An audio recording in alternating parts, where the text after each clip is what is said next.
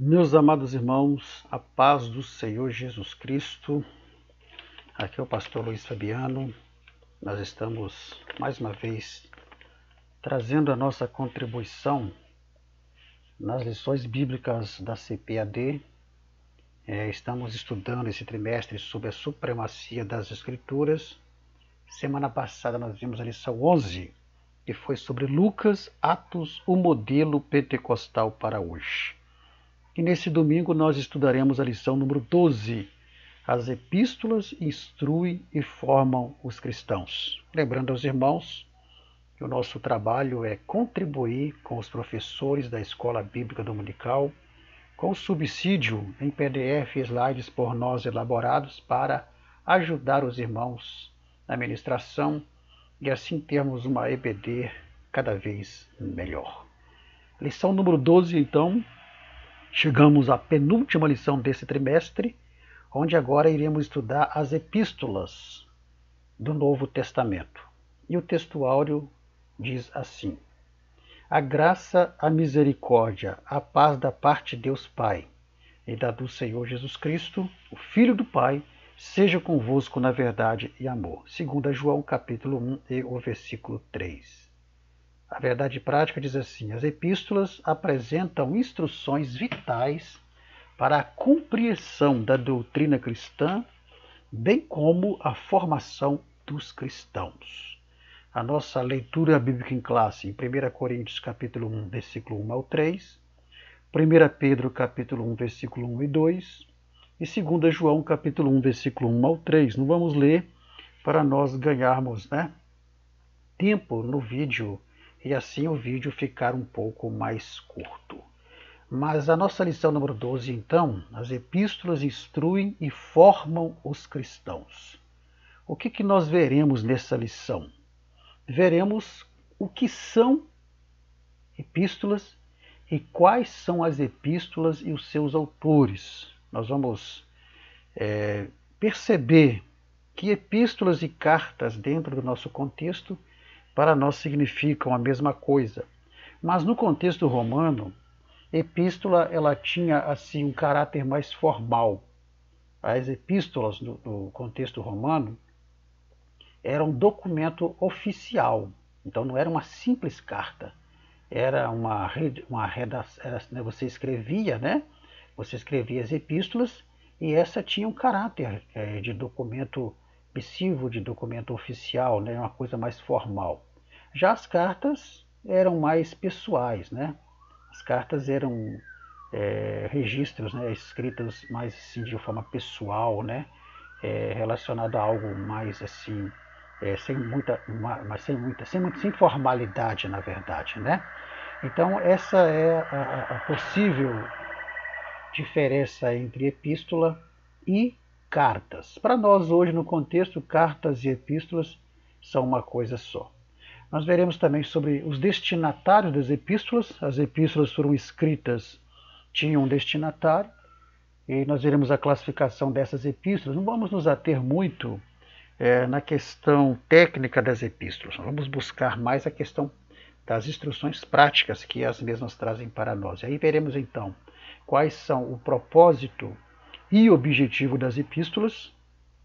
Elas foram escritas com propósitos e objetivos. Veremos então quais são esses propósitos e objetivos dessas epístolas. Também veremos o conteúdo instrutivo e doutrinário das epístolas. Veremos que essas epístolas elas tinham um conteúdo de instrução e de ensinamento. E ensinamento esses que formam os cristãos.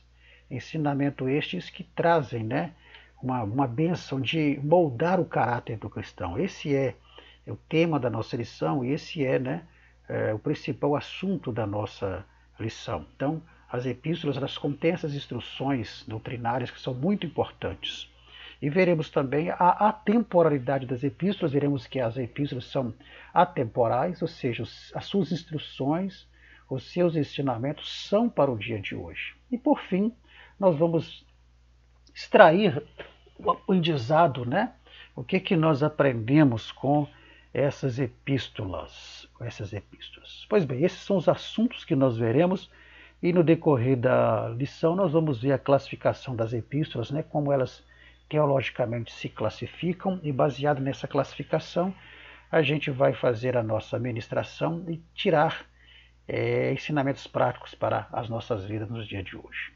Então, o primeiro tópico, vamos analisar primeiramente as epístolas paulinas. Porque as epístolas, teologicamente, elas se classificam em epístolas paulinas, que são aquelas epístolas ou aquelas cartas que foram escritas pelo apóstolo Paulo, e as epístolas gerais ou universais, que são aquelas epístolas que não foram escritas pelo apóstolo Paulo, mas que foram escritas por outros autores. Então, primeiramente, nós vamos ver como que as epístolas paulinas nos instruem. Porque dentro das epístolas paulinas, nós vamos ver instruções que Paulo trazia para as igrejas, ou para o indivíduo, né, pessoalmente, que são ensinamentos e instruções válidos para os nossos dias. Então, o que é as epístolas paulinas e quais são essas epístolas paulinas? Então, as epístolas paulinas são cartas escritas pelo apóstolo Paulo, e essas cartas que o apóstolo Paulo escreveu tratam de pontos teológicos que são instrutivos e também pontos doutrinários importantes para as igrejas às quais ele escreveu e para os irmãos aos quais também ele direcionou algumas cartas que veremos lá na frente. Então, essas epístolas paulinas são cartas que ele escreveu, né? Ele escreveu tanto para indivíduos pessoalmente, quanto para as primeiras comunidades cristãs. Então, as epístolas paulinas são em número de 13.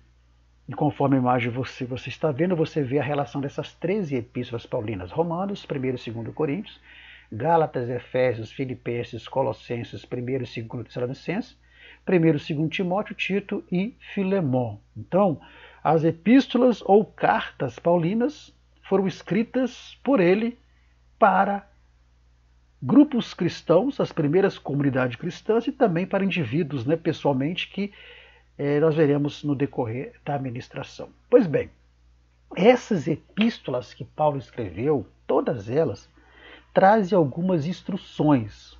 Nós vemos instruções nessas epístolas classificadas ou divididas por cartas, dividida, na verdade, por igrejas. Por exemplo, vamos começar analisando quais são as instruções que tem nas epístolas paulinas, começando pela epístola de Romanos. Então, Paulo traz nas epístolas que ele escreveu instruções salvíficas, ou seja, instruções relacionadas à salvação, instruções a respeito de Cristo, instruções escatológicas e instruções pastorais e pessoais. As instruções salvíficas, ou seja, as instruções relacionadas à salvação, ao processo de salvação, ele traz para a igreja, primeiramente, de Roma. Então, quando Paulo escreve a sua epístola aos Romanos, essa epístola ela foi destinada aos membros da igreja em Roma. Nessa carta, Paulo trata de instruções salvíficas, mostrando que a vida do justo pela fé e a libertação do pecado mediante o sacrifício de Cristo que nos torna justos. Ou seja, Paulo ele começa as suas epístolas trazendo instruções salvíficas, ou seja, instruções relacionadas ao processo de salvação. E essas instruções relacionadas ao processo de salvação, ele traz para a igreja de Roma, para a igreja de Gálatas, para a igreja de 1 Coríntios e para a igreja de Coríntios. Então essas três igrejas vão receber de Paulo cartas ou epístolas, como você preferir, trazendo instruções relacionadas ao processo de salvação, sendo cada carta dela tendo um destaque em especial. Por exemplo, aos Romanos, Paulo destaca que o justo viverá pela fé. E ele destaca ainda que a libertação do pecado do homem só acontece mediante o sacrifício de Cristo, que nos declara justos. Aí temos as citações que não vamos ler porque o nosso tempo não dá, mas o professor deve ler essas citações. Então, no livro de Romanos, então, Paulo vai tratar dessas instruções salvíficas, falando sobre a justificação pela fé e a libertação do pecado mediante o sacrifício de Cristo, porque o sacrifício de Cristo, quando nós o aceitamos, ele nos torna justos perante Deus. Pois bem, depois Paulo escreve à igreja de Coríntio, e ele escreve a sua primeira carta aos Coríntios. Na sua primeira carta aos Coríntios, Paulo ele já vai ainda sobre instruções salvíficas, ou seja, instruções relacionadas ao processo de salvação. Paulo ele vai enfatizar a mensagem da morte e ressurreição de Jesus, ou seja, ele traz instruções para os irmãos da cidade de Corinto acerca da morte e ressurreição de Jesus, porque um grupo lá religioso estava colocando em questão, ou questionando a ressurreição de Jesus. É quando Paulo vai escrever: ora, se Jesus não ressuscitou, é vã a nossa fé. Então, aos Coríntios, as instruções dele relacionadas ao processo de salvação, ele vai instruir os irmãos sobre a morte e a ressurreição de Jesus, porque sem a ressurreição de Jesus não há salvação.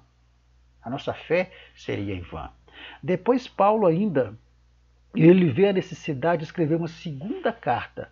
E na segunda carta aos Coríntios, ainda relacionada a instruções salvíficas, ou seja, instruções referentes ao processo de salvação, ele vai enfatizar ou instruir os irmãos também sobre o ministério da reconciliação. Paulo ele vai instruir os irmãos dizendo que o homem se tornou inimigo de Deus a partir do pecado, mas que agora, por meio do sangue de Cristo, por meio do sacrifício de Cristo, o homem ele é reconciliado com Deus. Então, ele vai enfatizar o ministério da reconciliação pela fé e pelo sangue de Jesus. Depois, Paulo ele escreve também para a igreja da Galácia, aos Gálatas. E aos irmãos de Gálatas, Paulo ele vai instruí-los sobre a justificação e a libertação pela fé e não pelas obras. As correntes que amarram o homem, elas são quebradas. Isso fala de libertação. Mas isso só acontece pela fé e não pelas obras. Por quê? Porque Paulo percebeu que os irmãos da Galácia estavam querendo voltar às velhas práticas dos rituais da lei para a justificação e libertação. Aí Paulo vai mostrar que a justificação, que a libertação do homem, não acontece pelas obras da lei, mas acontece pela fé. Pela fé. Então, tudo isso são instruções relacionadas ao quê? Instruções relacionadas ao processo de salvação. Ou seja, Paulo, então, ele escreve a carta aos Romanos, a 1 Coríntios e 2 Coríntios. Ele escreve essas cartas exatamente trazendo instruções salvíficas, ou seja, instruções relacionadas ao processo de salvação, mostrando que a salvação, a libertação do pecado, a justificação é mediante a fé, não é mediante as obras, e que o sacrifício de Cristo nos torna justos, e que Cristo ressuscitou, porque se Cristo não tivesse ressuscitado, a nossa fé não valia a pena. E através do sangue de Cristo, o homem consegue se reconciliar com Deus. Pois bem, mas Paulo também vai trazer nas suas epístolas instruções a respeito do próprio Cristo. E essas instruções ele vai trazer para a igreja de Efésios, de Filipenses e de Colossenses. Ele vai escrever a carta aos irmãos de Éfeso, aos irmãos de Filipe e aos irmãos de Colosso, aos irmãos colossenses. Então, na carta que ele escreve para os irmãos de Éfeso, a carta aos Efésios, Paulo ele vai trazer a instrução a respeito de Cristo, mostrando a igreja como corpo de Cristo e Jesus como cabeça desse corpo. Então Paulo ele começa a instruir os irmãos ali de Éfeso, mostrando que a igreja, nós somos o corpo de Cristo e que Cristo é o cabeça deste corpo, é Cristo que comanda este corpo. E aí Paulo vai dizer mais na frente, abordando ainda, que como membros desse corpo, nós precisamos estar preparados para uma batalha. Por quê? Porque existe uma batalha espiritual para inutilizar esse corpo. Existe uma batalha espiritual para destruir esse corpo. Por isso Paulo vai escrever Efésios capítulo 6 sobre a armadura de Deus e orienta, instrui os crentes a se revestirem de toda a armadura de Deus, exatamente por causa dessa batalha espiritual que existe para poder inutilizar o corpo de Cristo, que é a sua igreja. Então Paulo escreve mostrando, instruindo os irmãos acerca disso. Olha, vocês são um corpo. Como corpo, vocês têm muitos membros. Jesus é o cabeça deste corpo. Depois Paulo vai escrever também aos irmãos de Filipos, a carta aos Filipenses. E nessa carta, Paulo vai instruir os irmãos sobre a razão do nosso viver é Cristo. Paulo vai mostrar aos irmãos que a razão da nossa vida é Cristo. Que nós vivemos por Cristo e para Cristo. E que como participantes, integrantes do corpo de Cristo, a razão do nosso viver é Ele. A razão da nossa vida é Ele. E aí Paulo vai trazer instruções também a respeito de Cristo para a igreja de Colossos, os irmãos de Colossenses. E Paulo vai instruir os irmãos mostrando que a igreja ela está unida e viva em Cristo. Então, olha só que interessante, ele traz as instruções a respeito de Cristo para Efésios, mostrando a igreja como corpo de Cristo e Cristo é o cabeça deste corpo. Aos Filipenses ele mostra que a razão de viver é Cristo. E aos Colossenses ele mostra que a igreja está unida e viva em Cristo, porque a igreja está viva porque está unida à cabeça que é Cristo.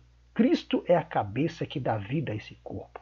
Então que a igreja ela precisa entender que ela só tem vida se ela estiver unida à cabeça que é Cristo. Se ela não estiver unida à cabeça que é Cristo, ela não tem vida. Por isso que a igreja ela é viva, é um organismo vivo, onde circula vida. Por quê? Porque ela está unida a Cristo, que é o cabeça dessa igreja. Então Paulo, aos irmãos de Éfeso, de Filipos, de Colossos, ele traz instruções a respeito de Cristo, enfatizando Cristo como o cabeça de um corpo que é a sua igreja. E que para que a sua igreja tenha vida, ela precisa estar unida, ligada a esta cabeça que é Cristo, e essa cabeça se torna então a razão da vida deste corpo. Essa cabeça que é Cristo se torna a razão da vida da igreja. Glórias ao nome do Senhor Jesus. Depois Paulo, ele traz instruções também, instruções escatológicas, ou seja, instruções acerca do futuro. Essas instruções ele vai trazer para os irmãos de 1ª e 2ª Tessalonicenses. Por quê? Os irmãos de Tessalonicenses estavam preocupados com aqueles que morreram em Cristo. E agora, como é que vai ser? Não vamos ver mais esses irmãos? Não vamos mais encontrar esses irmãos? Onde esses irmãos estão?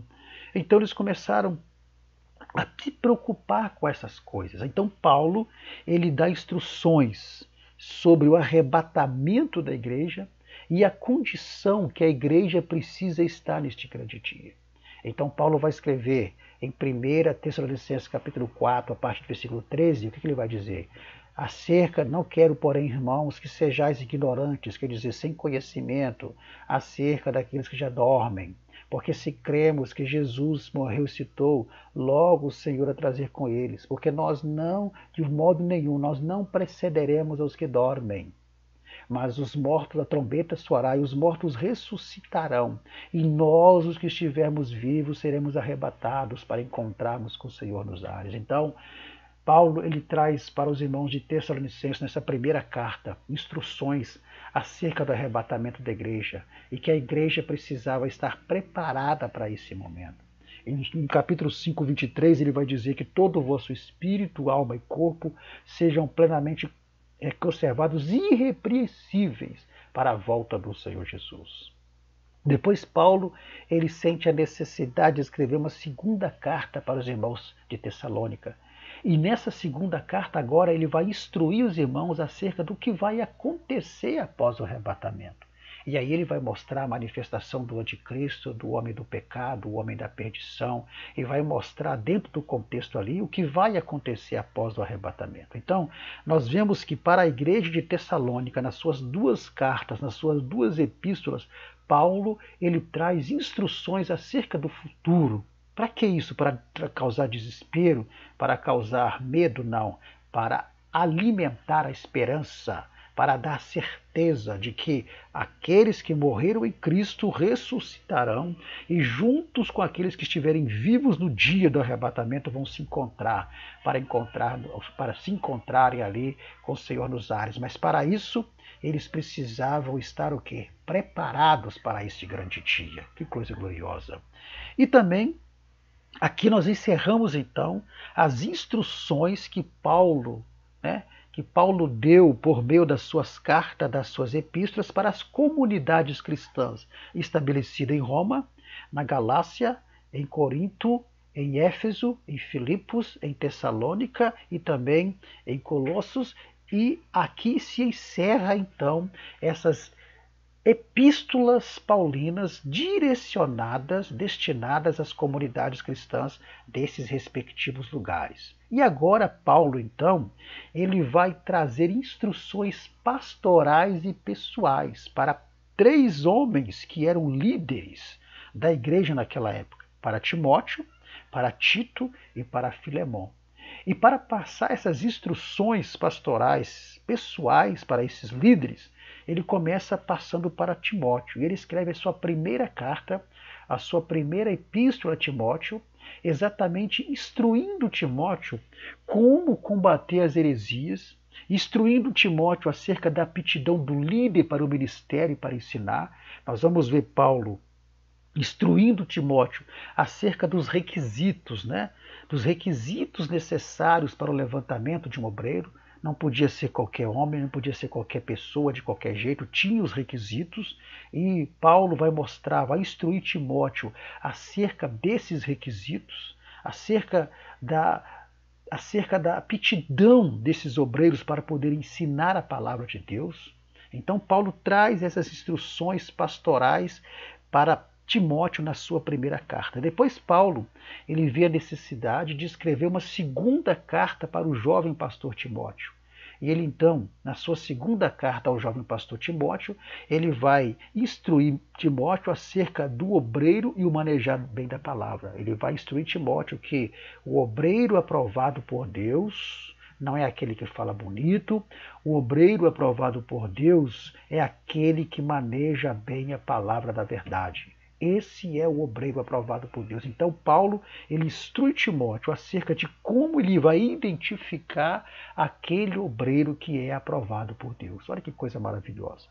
E aí Paulo escreve agora uma carta para o outro pastor Tito.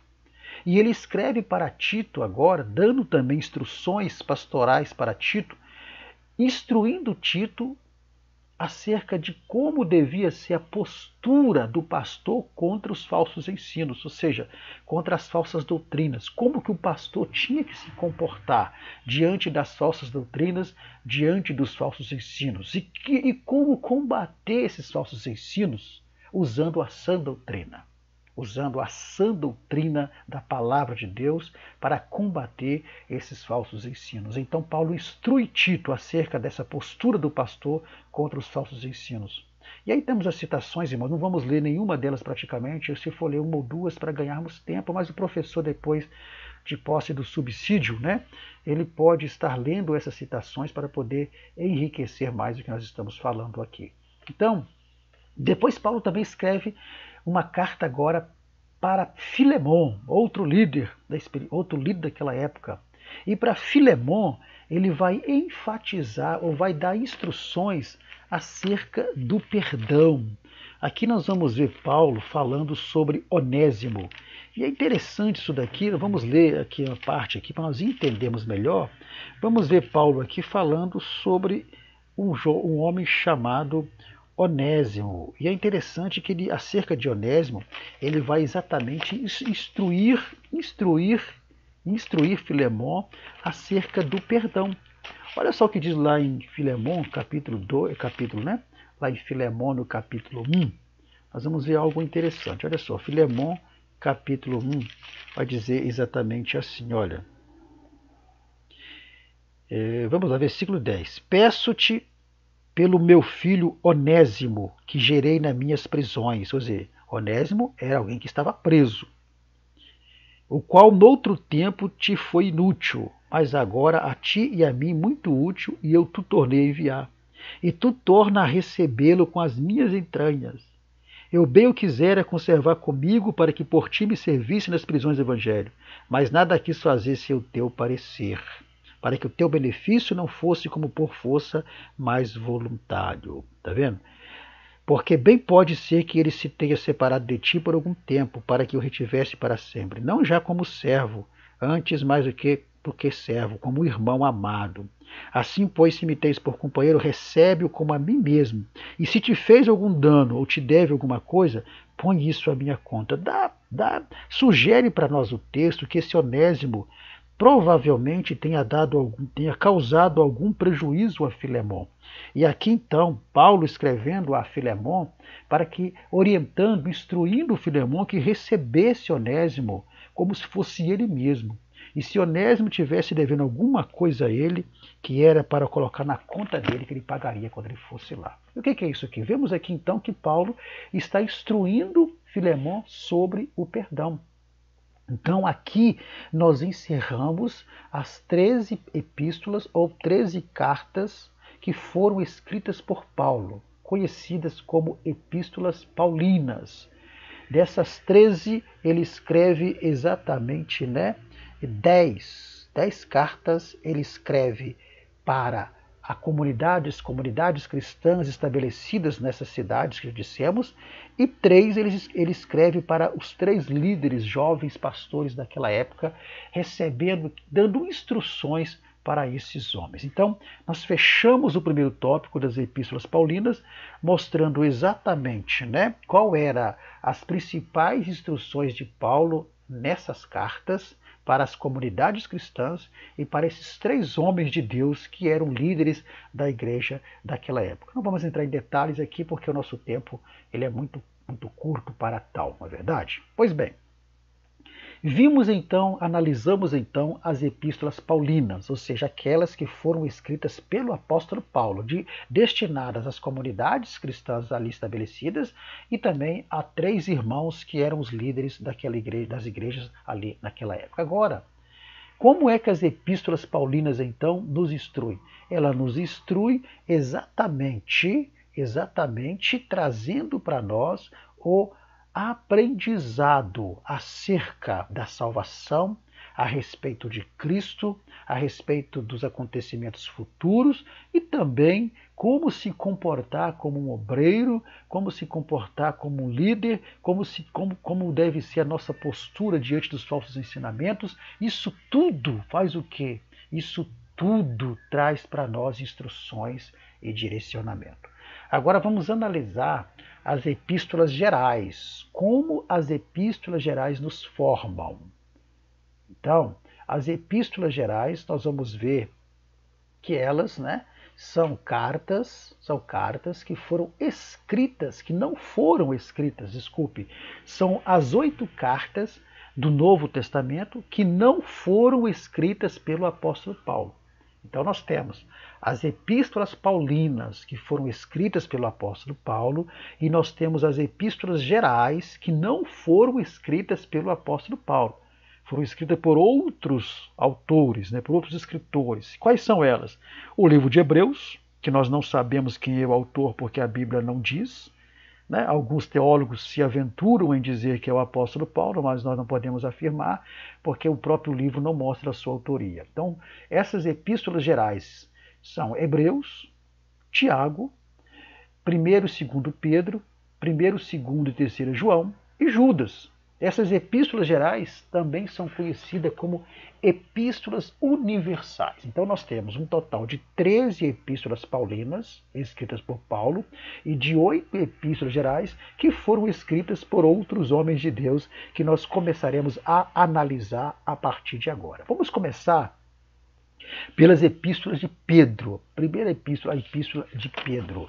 Nós vamos ver que a epístola de Pedro foi escrita, né, pelo próprio Pedro. Então, Pedro, o apóstolo de Jesus, o discípulo de Jesus. E essa epístola, a primeira epístola de Pedro, as epístolas de Pedro, na verdade, elas vão ser direcionadas para uns irmãos estrangeiros que estavam dispersos em Roma, dispersos, né, nas províncias da Roma e na Ásia Menor. Então, essa carta foi escrita para os cristãos que viviam em 5 províncias romanas que ficavam numa região que hoje faz parte da Turquia.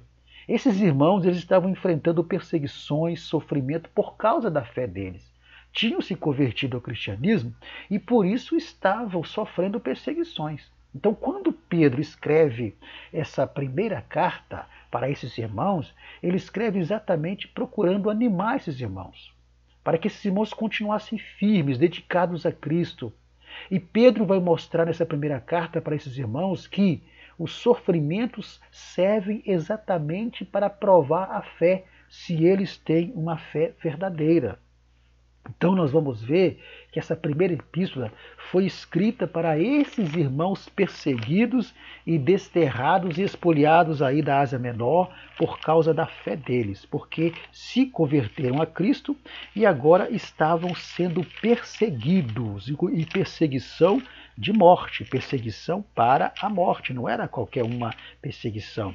Em 1 Pedro capítulo 1, versículo 7 diz assim: para que a prova da vossa fé, muito mais preciosa do que o ouro, que perece e é provado pelo fogo, se ache em louvor e honra e glória na revelação de Jesus Cristo. Então, Pedro vai escrever essa primeira carta para esses irmãos que foram dispersos pelas províncias da Roma e da Ásia Menor, perseguidos por causa da fé que eles haviam declarado a Cristo. Então, Pedro vai deixar bem claro nessa carta que a vida cristã não é indolor.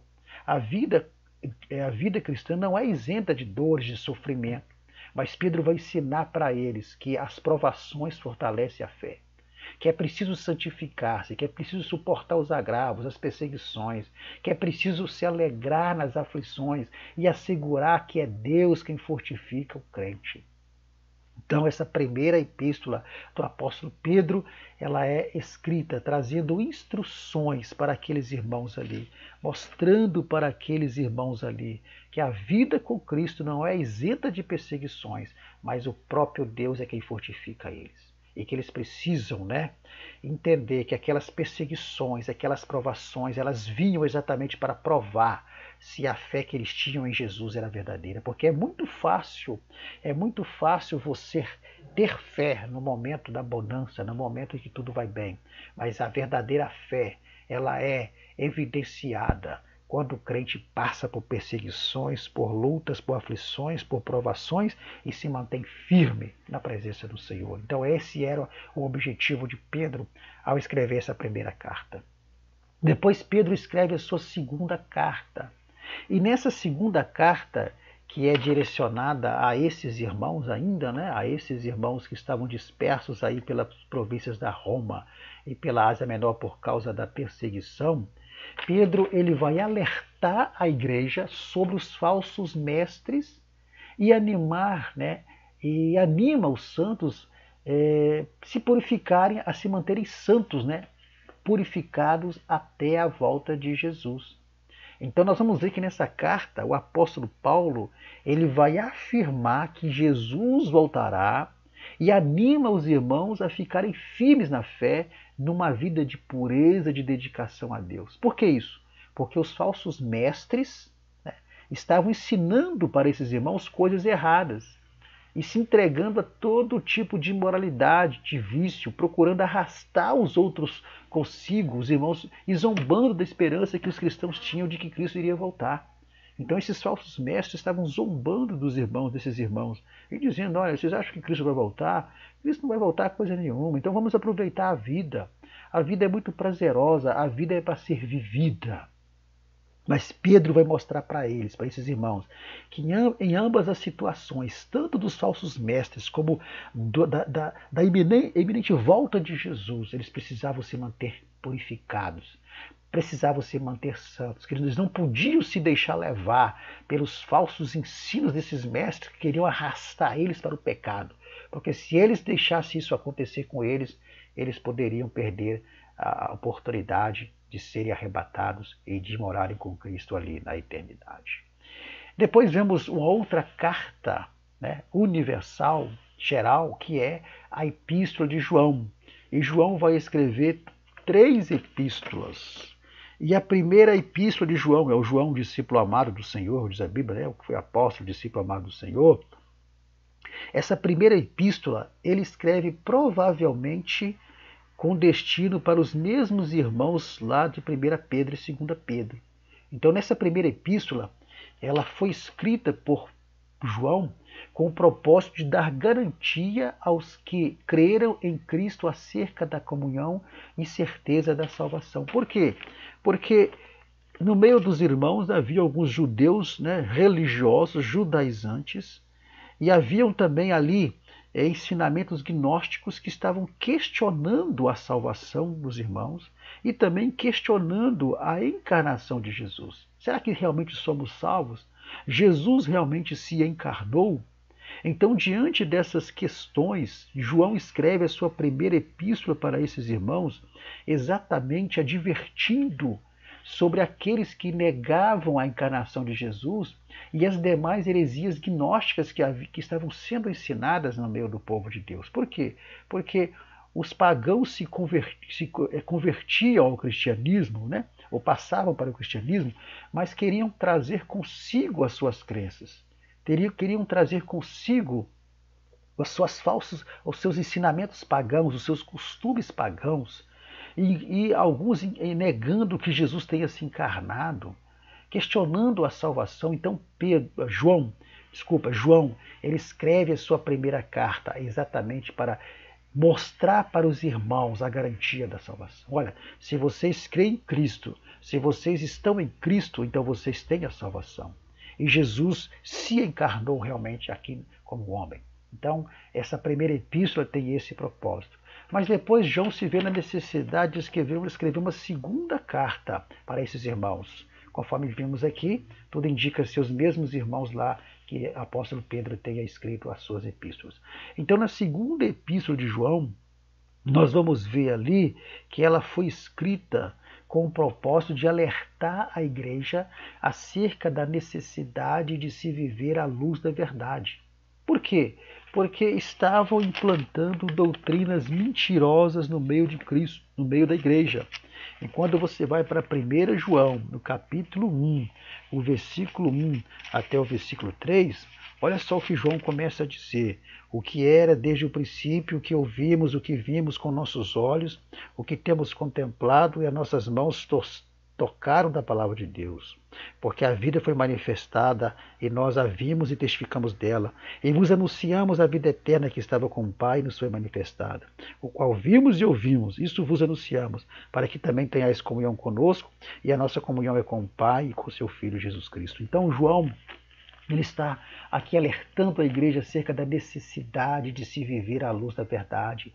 Eles já tinham conhecido a verdade, já tinham sido libertos pela verdade. Então a igreja, ela estava sendo bombardeada pelos falsos mestres que surgiram de dentro da igreja e estavam bombardeando a igreja com mentiras. Então João escreve a sua segunda epístola alertando esses irmãos para viver à luz da verdade e não viver as trevas da mentira, que aqueles falsos mestres que surgiram de dentro da igreja, eram pessoas que surgiram de dentro da igreja, de dentro da comunidade cristã, bombardeando a igreja com mentiras. Então João escreve para eles, alertando-os a viverem à luz da verdade. Depois João, ele escreve uma terceira epístola. Ele vê a necessidade de escrever uma terceira epístola.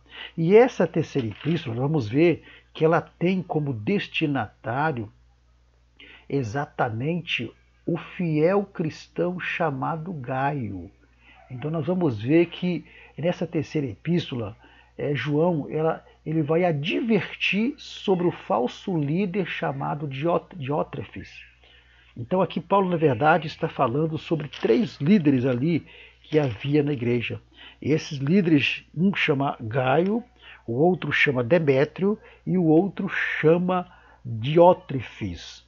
E João, ele vai escrever essa epístola exatamente endereçada a Gaio. Aqui o destinatário não é mais a comunidade cristã, mas endereçado aos líderes, endereçado ao líder Gaio especificamente. O versículo 1 diz: o presbítero ao amado Gaio, a quem em verdade eu amo. E ele faz uma saudação aqui, e ele então começa simplesmente aqui, olha só, destacar a fidelidade de Gaio, destacar a fidelidade de Demétrio, mas ele vai na sequência reprovar o mau testemunho de Diótrefes. Olha só, versículo 9. Tenho escrito à igreja, mas Diótrefes, que procura ter entre eles o privado, não nos recebe. Está vendo só? Então, Diótrefes não estava recebendo o apóstolo. Está vendo? Versículo 12. Todos dão testemunho de Demétrio, até a mesma verdade. E também nós testemunhamos. E vós bem sabeis que o nosso testemunho é verdadeiro. Está vendo? Amado, não sigas o mal, mas o bem.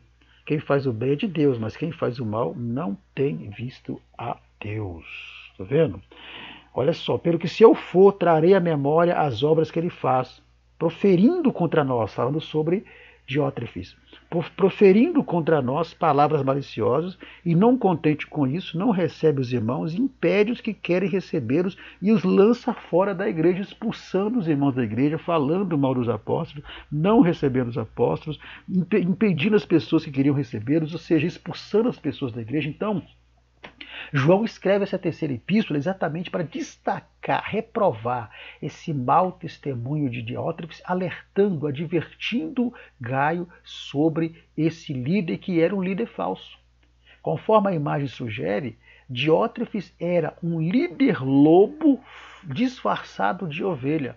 Em outras palavras, é isso que João está dizendo para Gaio, advertindo sobre o líder Diótrefes, que mais era um lobo do que uma ovelha, mas era um lobo travestido ou vestido de uma ovelha no meio da igreja e que tinha um péssimo testemunho. Então, João escreve para Gaio, exatamente para alertá-lo, para adverti-lo sobre esse homem chamado Diótrefes, destacando a fidelidade de Gaio ali, de Demétrio, e reprovando esse mau testemunho aí de Diótrefes. Pois bem, vimos aí as epístolas gerais, né? Ali de João, de Pedro, mas veremos agora que tem outras epístolas gerais ou universais. Quais são essas epístolas? Hebreus, por exemplo. Hebreus, sabemos que a Bíblia não diz qual é o seu autor, mas qual que é o foco principal de Hebreus? Então, o foco principal da carta aos Hebreus é apresentar a incomparável supremacia de Cristo. Você lê Hebreus do capítulo 1 até o último capítulo, você vai ver o autor desconhecido apresentando a superioridade de Cristo, mostrando que Jesus é superior a Moisés, que Jesus é superior à lei, que Jesus é superior aos sacerdotes da lei, que Jesus é superior à liturgia da lei. Enfim, ele apresenta a incomparável supremacia de Cristo. E por isso, então, devido a essa supremacia, ele estimula o crente a olhar para Cristo. E o autor vai escrever no versículo 2 do capítulo 12, né? Olhando para Jesus, o autor e consumador da fé. Já que eu mostrei para vocês que Cristo é superior, então vocês olhem para ele, porque ele é o autor e consumador da nossa fé. Não é Moisés, não é a lei, não é ninguém do passado, é ele. Ele é aquele que nos dá a fé, o consumador da nossa fé. Então olhem para ele.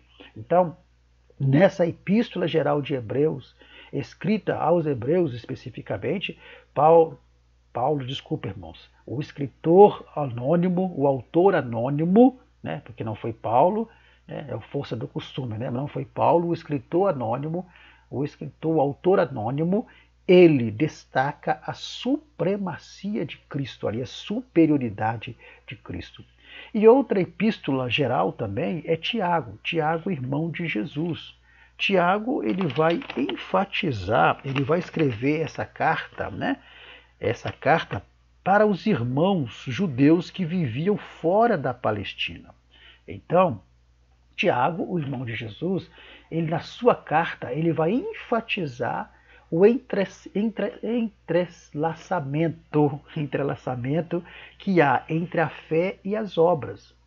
Tiago vai mostrar que existe tem que existir um equilíbrio entre fé e obras. Fé e obras na mesma balança tem que ter o mesmo peso. Uma não pode pesar mais do que a outra. Ele vai dizer que a fé sem obras é morta. Lembrando que obras é atitudes perante Deus e perante os homens. Quando fala obras, a primeira coisa que a pessoa lembra é obras de caridade. Não é isso. Obras não é só isso. Obras quer dizer atitude perante Deus e perante os homens. Perante os homens vem a caridade e vem vice-versa. Perante Deus vem a santificação. Então, Tiago ele vai mostrar para os irmãos ali que a fé sem obras é morta. A fé ela é como a lanterna com pilha. Só tem validade se as duas estiverem juntos. É como uma moeda que só tem valor com os dois lados unidos e inseparáveis que são. Assim é a fé e obras. Uma não pode pesar mais que a outra. Tiago vai enfatizar exatamente isso. E por isso que ele vai advertir o cristão a ser praticante o quê? Da palavra e não somente ouvinte. Ou seja, não viver apenas a fé, mas viver também as obras de atitudes perante Deus e perante os homens. Pois bem, outra carta universal é Judas, não Judas o Iscariote, evidentemente. Mas Judas, ele vai encorajar a igreja a batalhar pela fé. Judas também, provavelmente, o destinatário da carta de Judas também são os mesmos irmãos lá de 1 e 2 Pedro da Ásia Menor, que estavam dispersos por causa das perseguições. E ele vai encorajar os irmãos a batalhar pela fé. Ou seja, não se deixar enganar por certos hereges, ímpios infiltrados na comunidade cristã. Ele vai traçar características de homens ímpios que infiltraram na comunidade cristã, homens como estrelas errantes, sem amor próprio e aquela coisa toda. Então, assim, ele instrui o crente a orar e perseverar e preservar a esperança da vida eterna. Ou seja, resumindo ali, ele vai ensinar os crentes a batalhar pela fé e não se deixarem levar pelos ímpios que estavam infiltrados no meio da igreja. Eles tinham que continuar orando para preservar a esperança da vida eterna. Então, quando nós olhamos a imagem, você vê batalhando pela fé e perseverando até o fim. Esse era o conselho, essa era a instrução de Judas para os irmãos ali que estavam sendo perseguidos. Batalhando pela fé, tomaremos posse da herança e perseverando, terminaremos bem a carreira, combatendo o bom combate da fé. Então, Judas, ele instrui os irmãos a combaterem, a batalhar pela fé que uma vez foi dada para eles. Pois bem, meus queridos, assim nós terminamos de analisar as epístolas gerais ou universais, que são aquelas epístolas que não foram escritas pelo apóstolo Paulo, mas que foram escritas por outros autores, outros escritores, e que trazem também ensinamentos e instruções para a formação do nosso caráter. Pois bem, o terceiro e último tópico, é um tópico mais prático, nós vamos ver sobre as epístolas continuam a falar. Na verdade, vamos ver aqui nesse tópico sobre a atemporalidade das epístolas. O que é algo atemporal? Atemporal é aquilo que vale para todas as épocas. Então, quando você pega todas as epístolas, tanto as paulinas como as gerais ou universais, você vai ver que três principais assuntos dominam essas epístolas. O primeiro assunto, ou três principais doutrinas, né? Três principais doutrinas estão presentes em todas essas epístolas. A doutrina da justificação, a doutrina da santificação e a doutrina da glorificação. Vamos entender cada doutrina dessa, e lembrando que essas três doutrinas, elas estão presentes em todas as epístolas paulinas e também nas epístolas gerais. A doutrina da justificação, que continua falando com nós até hoje, porque todas elas são atemporais. O que é justificação? É o ato da parte de Deus em que ele declara justos homens que são injustos, homens que são pecadores. Não por causa dos méritos dos próprios homens, mas por causa dos méritos do seu Filho Jesus. Então, A justificação é quando o homem aceita Jesus como Salvador, ele é, pelo sangue de Cristo e por causa dos méritos de Jesus, o homem, mesmo sendo pecador, ele é o quê? Ele é declarado justo. Então, essa doutrina da justificação, ela é bem presente e narrada nas epístolas de Paulo. Você vai ver essa doutrina bem implícita, bem explícita ali, né, sobre a justificação, que é o ato de Deus declarar o homem justo, mesmo sendo um pecador. Por causa de quem? Por causa do sangue de Jesus, por causa do mérito de Jesus na cruz do Calvário. A outra doutrina bem presente ainda, né, sobre a justificação, nós vamos ver que a justificação ela envolve o perdão e a restauração da comunhão entre Deus e o homem. Então você pega essa seta verde simbolizando a justificação, quando o homem aceita Jesus como Salvador, ele entra no processo da salvação e ele então é justificado, ou seja, ele é declarado justo. A partir daí, então, a justificação vai levá-lo de encontro com Deus, vai levá-lo a ter comunhão com Deus, vai restaurar a comunhão dele com Deus. Agora, isso não significa que o justificado deixe de ser um pecador nessa vida. Significa que eu aceitei Jesus, fui justificado pelo sangue e pela fé, declarado justo. Eu deixo de ser um pecador aqui na terra? Não. Só que eu passo a ser um pecador justificado. Eu passo a ser um pecador lavado pelo sangue de Jesus e vou pecar porque enquanto estivermos nessa terra iremos pecar. E aqui não estamos falando de pecados mortais, né? Estamos falando de pecado de um modo geral, no aspecto de que nós pecamos porque somos pecadores naturais, mas somos justificados pelo sangue de Jesus. Então, a justificação ela envolve o perdão e essa restauração da comunhão entre Deus e o homem por meio do sangue de Jesus e por meio da fé. A outra doutrina bem presente nas epístolas paulinas e gerais é a doutrina da santificação. De um modo prático, santificação é o quê? É o processo de nos tornarmos menos semelhantes a Adão e mais parecidos com Cristo. Quando você olha a imagem de baixo, você vê que santificação é exatamente caminhar do lado oposto do pecado. É caminhar em direção à cruz, é caminhar em direção a Cristo. Então, a santificação ela tem duas classificações. Você tem a santificação posicional, é quando nós somos separados do mundo ao aceitar a Cristo. A primeira imagem mostra exatamente isso. Essa mão tirando um bonequinho azul do meio dos demais é a simbologia da nossa santificação posicional. Ou seja, quando nós somos separados por Deus do mundo e temos a nossa posição mudada. Por isso que chama-se santificação posicional, ou seja, é a mudança de posição. Nós mudamos de uma posição de trevas para uma posição de luz, de uma posição de condenação para uma posição de justificados. Isso acontece por meio da santificação posicional. É quando, ao aceitar a Cristo, nós somos tirados, separados. Santificados quer dizer separados do mundo, para uma nova posição. E a santificação também, ela se classifica como uma santificação progressiva, se divide em posicional e progressiva. Progressiva já é quando você aceita Jesus e você é santificado, separado, você agora precisa manter essa posição que você adquiriu por meio de Cristo, de ser separado do pecado, tirado do meio do pecado. Então você mudou, você foi mudado de posição. Então você precisa manter essa posição. E como é que você mantém essa nova posição?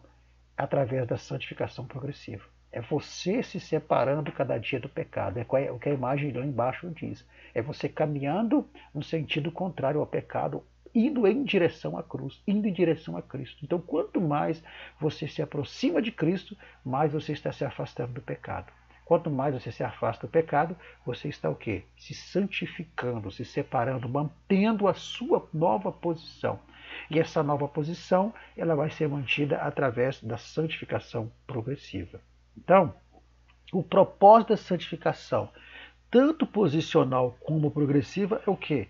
É que o velho homem deixe de viver e Cristo viva nele, colocando esse homem em condição de ver o Senhor. Qual é a condição que nós temos para ver o Senhor? Hebreus 12:14. Sem a santificação, ninguém verá o Senhor. Sem a santificação posicional, que é a mudança das trevas para a luz, que é a mudança da condenação para a justificação, e sem a santificação progressiva, que é você se manter nessa posição por meio da separação, do ato de você se separar do pecado.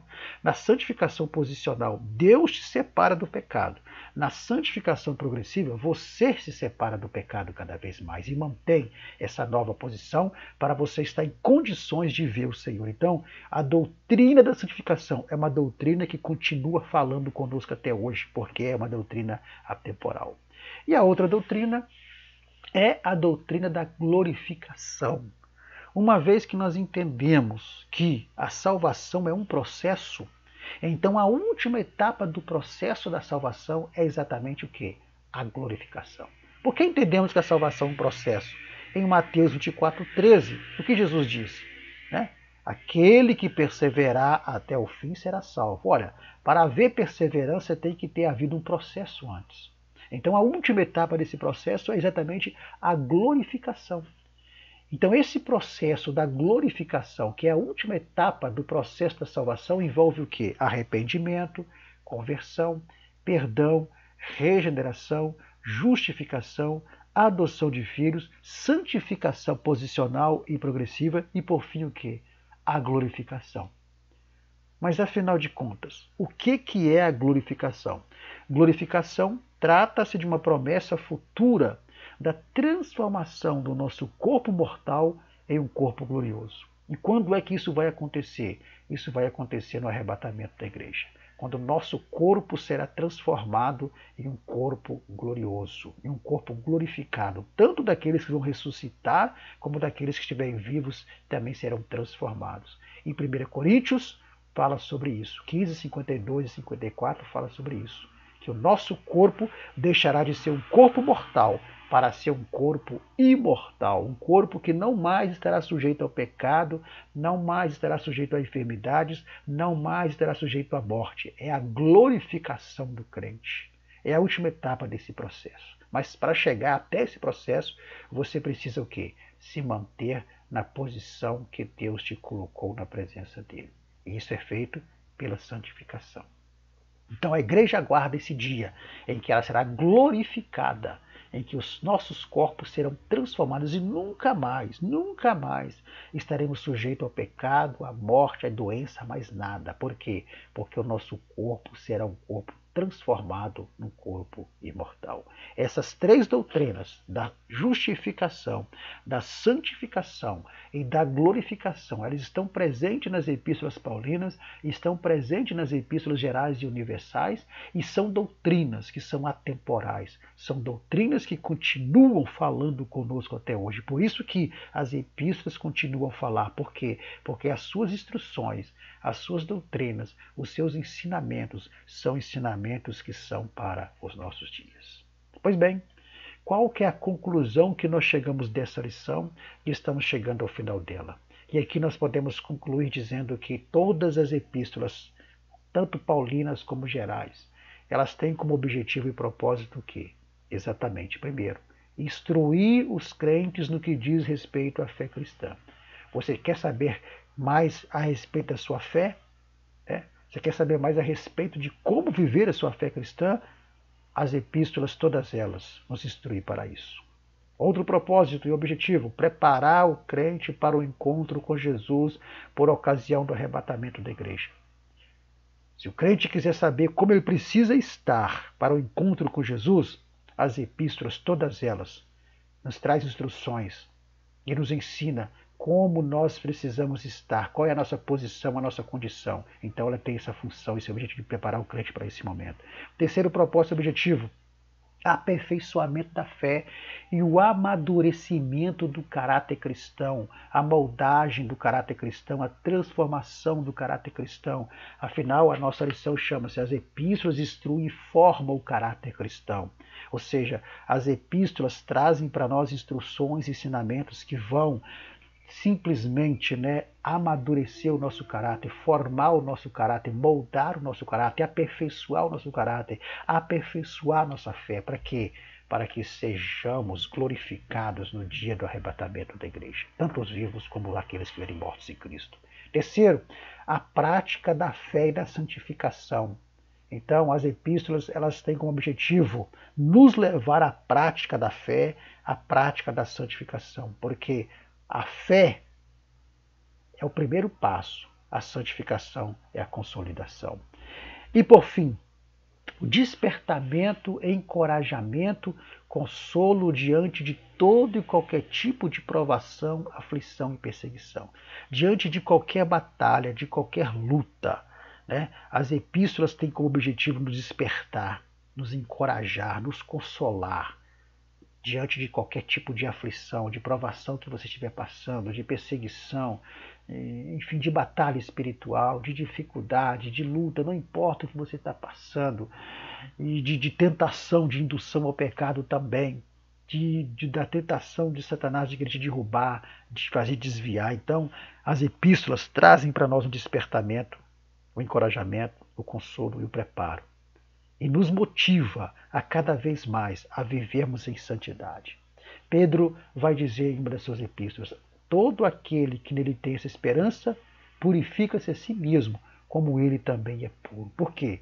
Porque a única forma de nos encontrarmos com o Senhor é se estivermos puros por meio da santificação posicional e por meio da santificação progressiva. Que Deus nos abençoe. Assim chegamos ao final de mais uma lição. Essa lição 12, que é muito rica, são muitas argumentações que podemos fazer aqui, mas nós buscamos trazer aquilo que é mais prático. O nosso objetivo é explicar e não complicar. Que Deus abençoe cada professor. No próximo slide você tem o nosso contato. Lembrando aos irmãos que a nossa administração é 100% amadora, com equipamento amador, no ambiente amador, então você vai ouvir sons externos aí, não se preocupe com isso. E lembrando aos irmãos também que não fazemos apenas ministração da Escola Bíblica Dominical, das lições da CPAD. Nós ministramos estudos bíblicos em geral, damos palestra para jovens, adolescentes, obreiros, fazemos fechamento de trimestre da EBD, também ministramos em seminários, em congressos, aplicamos cursos, aplicamos um CAPED local, enfim, pregações em geral. Nós estamos à disposição dos irmãos para atender aos irmãos que quiserem nos convidar para estarmos aí ministrando em sua igreja. Se você tem um tema, se você tem uma palestra para jovem, adolescente, obreiro, você quer dar o tema, pode nos dar o tema, que nós também desenvolvemos a palestra, a mensagem, o estudo, de acordo com o tema que você quiser que seja ministrado. Enfim, estamos à sua disposição. E se você, professor, quiser receber gratuitamente o material em PDF, slide que eu uso aqui nas ministrações, entre em contato comigo aí pelo e-mail ou pelo telefone Zap que está na sua tela, que eu vou ter o maior prazer de enviar para você gratuitamente. Me perguntaram por que eu não cobro pelo material. E eu disse aos irmãos que me perguntaram no meu privado que eu não cobro exatamente porque foi um trato que eu fiz com o Espírito Santo, de não cobrar o material. Dá trabalho para fazer? Dá, muito trabalho para fazer. Mas nós fazemos com alegria, com prazer, sabendo que estamos contribuindo com muitos irmãos pelo Brasil afora para termos uma melhor EBD. Que Deus possa abençoar a sua vida, que Deus possa abençoar o seu coração.